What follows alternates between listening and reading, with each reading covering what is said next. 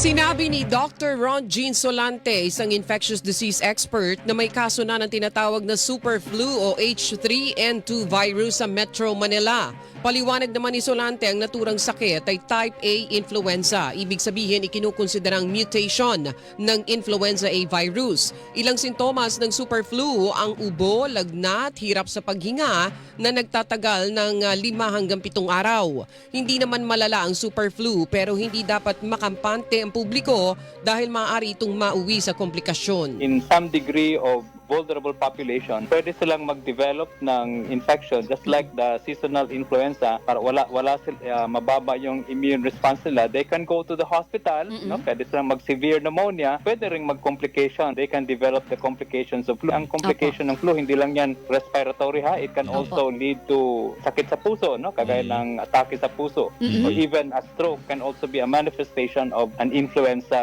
infection.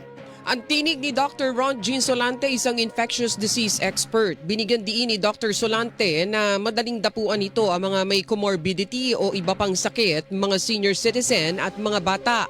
Maaari namang protektahan ang sarili sa pamamagitan ng paggamit ng face mask kung lalabas ng bahay o pagpapabakuna laban sa flu. Sa mga vulnerable population, if they will be going to crowded areas, mas maigi siguro mag-face mask kasi hindi natin alam. Anyone can be highly vulnerable to this, but pinaka-vulnerable pa rin itong yung mga tinatawag natin na vulnerable population. They go to the mall, they go to the restaurant. Pag merong mga may sintomas, kailangan mag-face mask para hindi ka rin makakahawa sa iba.